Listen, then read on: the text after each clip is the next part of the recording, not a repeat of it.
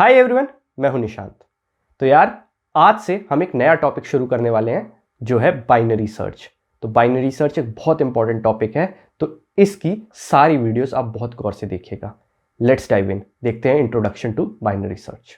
तो गाइज, आज से हम लोग एक नया टॉपिक शुरू करने वाले हैं जिसका नाम है binary search. Okay, binary search जो है हम सिर्फ एक ऐसे एरे पे अप्लाई कर सकते हैं जो कि सॉर्टेड हो। ओके, क्यों यूज करते हैं बाइनरी सर्च? इसलिए क्योंकि अगर हम लीनियर सर्च का यूज करेंगे किसी एक, मान लीजिए, एलिमेंट को एक एरे में खोजने के लिए, तो उसमें टाइम कॉम्प्लेक्सिटी जो लगेगी वो big O of n time complexity लगेगी। ऑलराइट, जबकि अगर हमारे पास एक एरे सॉर्टेड हो तो हम उसमें डिवाइड एंड कनकर का यूज करते हुए इसकी ओवरऑल टाइम कॉम्प्लेक्सिटी को डिक्रीज कर सकते हैं और सिर्फ big O of log n time complexity में हम किसी एरे में किसी एक एलिमेंट को सर्च करके देख सकते हैं। राइट, तो यहां पर मेरे सामने एक एरे है जिसके मैंने इंडिसेस मार्क कर रखे हैं और इस एरे का साइज है 10। ओके, ये एरे एक सॉर्टेड एरे है और मुझे यहां पर एक एलिमेंट को सर्च करना है, एक वैल्यू को सर्च करना है, मान लीजिए 65। ओके, इस एरे में मुझे सर्च करना है कि 65 किस इंडेक्स पे है, ये मुझे जानना है। देखते हैं बाइनरी सर्च किस तरीके से काम करेगा और हमें ये आंसर कैसे पता लगेगा। तो देखिए, बाइनरी सर्च में हम शुरुआत में दो पॉइंटर्स लेके चलते हैं। एक पॉइंटर मैंने यहाँ पे शुरुआत में लिया है, इसका नाम मैंने रखा है लो, और एक पॉइंटर मैंने एंड में लिया है, इसका नाम मैंने रखा है हाई। ऑलराइट, तो हम क्या करते हैं, शुरुआत में एक मिड इंडेक्स को कैलकुलेट करते हैं। ठीक है, मिड इंडेक्स को कैलकुलेट करते हैं और ये मिड इंडेक्स को जो कैलकुलेट करने का फॉर्मूला होता है वो होता है mid equals to low plus high divided by 2, यानी लो और हाई का एवरेज, मीन। ठीक है, तो चलो यहां पर लो और हाई से मिड इंडेक्स को कैलकुलेट करते हैं। तो यहां पर लो है 0 और हाई है 9 डिवाइडेड बाय 2, तो यहां पे हमारे पास निकल के आ जाएगा 4। 4 जो हमारा इंडेक्स है, यानी कि वाला इंडेक्स, यहाँ पे मिड पॉइंटर शुरुआत में पड़ा होगा। चलिए यहाँ पे मिड पॉइंटर हम लगा देते हैं। तो देखो यहाँ पे मैंने मिड जो इंडेक्स है उसको मार्क कर दिया है, एक पॉइंटर लगा दिया है यहाँ पर। ऑलराइट, अब मैं क्या करूंगा, मैं ये चेक करूंगा, ठीक है, मैं ये चेक करूंगा, यहाँ लिख देता हूं। अब मैं ये चेक करूंगा क्या एरे ऑफ मिड पे, क्या एरे ऑफ मिड पे वो वैल्यू पड़ी है जो हमें चाहिए, यानी क्या वहां पर x पड़ा हुआ है। ठीक है, अगर हमारे पास ये आंसर ट्रू आता है कि हाँ ऐसा ही है कि एरे ऑफ मिड पे x पड़ा हुआ है, तो सीधा रिटर्न कर दो आप मिड। हमें वो इंडेक्स पता चल गया जहां पर ये वैल्यू x लाई करती है। ओके, सिंपल है। अब देखो, इसके अलावा दो केसेस हो सकते हैं। अगर एरे के मिड पे जो वैल्यू है वो छोटी है x से, तो इस केस में जब एरे ऑफ मिड जो है वो x जो हमें एलिमेंट ढूंढना है उससे छोटा है, तो क्या इस केस में हमें ये सारे के सारे 10 एलिमेंट्स देखने जरूरी है? नहीं, बल्कि हम अपनी सर्च स्पेस को छोटा कर सकते हैं, इनफैक्ट आधा कर सकते हैं। तो यहाँ पे मेरे पास जो x है वो है 65 और यहाँ एरे मिड पे मेरे पास जो वैल्यू है वो है 50। ऑलराइट, तो अब खुद सोचो, क्या 50 के लेफ्ट साइड वाले एलिमेंट्स, यानी कि 45, 30, 25, 10, क्या मुझे इस सर्च स्पेस में इस वैल्यू को जो x है उसको खोजने की जरूरत है? बिल्कुल नहीं, क्योंकि एक सॉर्टेड एरे है और इसके लेफ्ट डायरेक्शन में ऑब्वियसली इससे छोटी ही वैल्यूज होंगी और x ऑलरेडी जो है वो हमारी मिड वैल्यू से बड़ा है। इसका मतलब हमें सिर्फ मिड के राइट डायरेक्शन के जो वैल्यूज हैं सिर्फ उनको ही देखने की जरूरत है। इसका मतलब हम अपनी सर्च स्पेस को छोटा कर सकते हैं। तो यहाँ कहने का मतलब है कि अगली इटरेशन में, क्योंकि हमारा मिड जो है वो ऑलरेडी छोटा है x से, हमें लो को यहाँ लाना पड़ेगा। ओके, और सिर्फ इतनी सर्च स्पेस पे हमको आगे सर्च करना है, लो और हाई को। ओके, तो यहाँ पे लो कहाँ आ गया, मिड प्लस 1 पे। ओके, तो अगर ये केस हो कि अगर आपका एरे ऑफ मिड जो है वो जो आप वैल्यू खोज रहे हो x उससे छोटी हो, तो आप क्या करना, लो को मिड प्लस 1 कर देना। ओके, यहां मैं एल्स इफ लिख देता हूं। अब आप कहोगे कि निशांत अगर ऐसा होता, ठीक है, अगर ऐसा होता, ये एल्स की कंडीशन में लिख देता हूं कि एरे ऑफ मिड जो है ये बड़ा होता x से, तो इस केस में क्या करना है? तो चलो अगले स्टेप में ये हमें पता चल जाएगा। अगले स्टेप में हम जो ये मिड वैल्यू है इसको दोबारा कैलकुलेट करेंगे, लोअर हाई को ऐसे, लोअर हाई को 5 और 9 लेते हैं। तो चलो यहाँ पे हाई तो 9 है ही ऑलरेडी, लो को 5 कर देते हैं। तो 9 प्लस 5 जो है ये 14 हो जाएगा, 14 डिवाइडेड बाई 2 इज 7।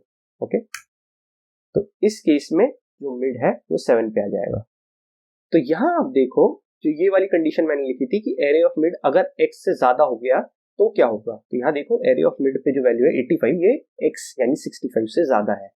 ओके, तो इस केस में हमें मिड से लेते हुए राइट वाला जो सर्च स्पेस है, यानी यहाँ पे 85, 90, 95, क्या इसमें 65 को ढूंढने की जरूरत है?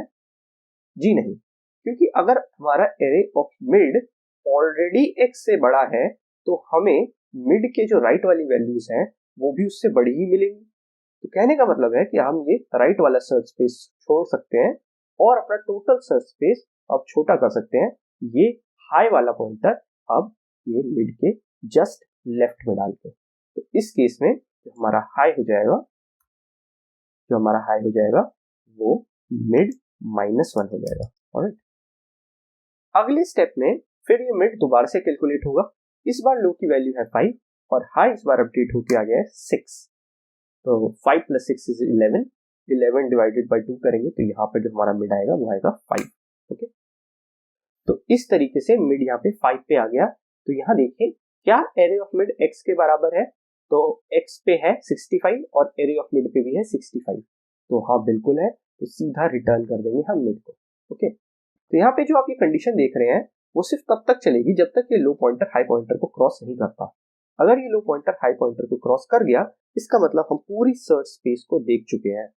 अगर इस केस में भी हमें वो एलिमेंट नहीं मिला, ठीक है, इस केस में भी अगर हमें वो एलिमेंट नहीं मिला क्रॉस होने के बाद भी, तो हम जो है -1 रिटर्न कर सकते हैं, ये डिनोट करने के लिए कि तुम्हारे इस एरे में जो ये एलिमेंट x है ये मौजूद ही नहीं है।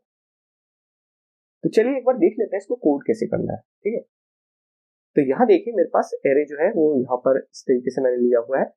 वेरिएबल n में मैंने इस एरे की लेंथ स्टोर कर रखी है और जो वैल्यू मेरे को सर्च करनी है वो वेरिएबल x में है 65।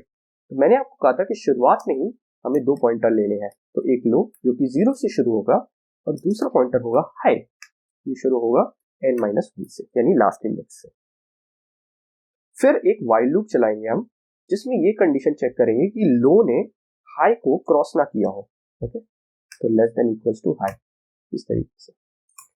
फिर हम हर स्टेप में मिड को कैलकुलेट कराएंगे। ओके, मिड को कैलकुलेट कराने के लिए हम लो और हाई इन दोनों का एवरेज लेंगे। ओके, उसके बाद जो मैंने आपको 3 कंडीशंस कही थी वो 3 कंडीशंस यहाँ पे हम इंप्लीमेंट करेंगे। पहली कंडीशन क्या थी, अगर आपको एरे के मिड पॉइंटर पे, ये मिड पॉइंटर हमने अभी अभी तैयार किया है, कैलकुलेट किया है, अगर इस पे x मिल जाता है तो आप क्या कीजिए, सीधे सीधे प्रिंट करा दीजिए कि हाँ भाई मिड पे हमें ये वैल्यू मिल चुकी है, और यहाँ पे आप रिटर्न करा दीजिए कि आगे हमको कोई काम नहीं कराना है, जो वैल्यू थी वो मिल चुकी है। दूसरी कंडीशन क्या हो सकती थी कि हमें एरे मिड पे जो वैल्यू मिले वो छोटी मिले x से। इस केस में मैंने आपको क्या बताया था कि जो लो है वो मिड +1 के बराबर हो जाएगा। तीसरी कंडीशन, यानी जिसमें एरे मिड पे जो वैल्यू हो वो x से बड़ी हो, इस केस में हाई जो है वो मिड -1 के इक्वल हो जाएगा। ओके, ये देखा था हमने एक्सप्लेनेशन में। अगर ये पूरा लूप खत्म हो जाए फिर भी हमें ना मिले, तब हम यहाँ पे प्रिंट करा सकते हैं -1 कि हमने पूरा एरे सर्च कर लिया बट हमें कोई इंडेक्स नहीं मिला जहाँ पे वो वैल्यू थी। चलिए इसको एक बार टेस्ट करके देख लेते हैं, इसको रन कराता हूं मैं। तो देखिए यहाँ पे 5 जो इंडेक्स है वो हमारे सामने आ रहा है। ठीक है, तो यहाँ पर 65 0 1 2 3 4 5th इंडेक्स पे है। ओके, अब किसी ऐसी वैल्यू के लिए टेस्ट करा लेते हैं जो इस एरे में है ही नहीं, जैसे 75। तो चलिए इसको टेस्ट कराते हैं। तो देखिए -1 हमारे सामने आ रहा है। देखो यहाँ पे कोड तो सही चल रहा है, बट यहाँ पर एक छोटा सा बग है जो हायर इनपुट्स के लिए आपको एरर दे सकता है। चलिए वो जो बग है उसको भी एक बार हम लोग यहाँ से निकाल देते हैं।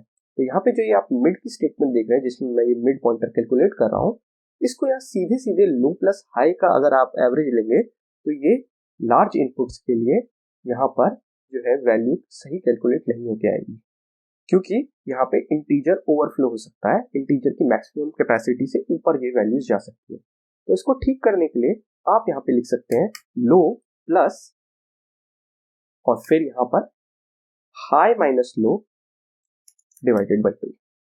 तो देखिए इसकी वैल्यू तो सेम निकल के ही आएगी।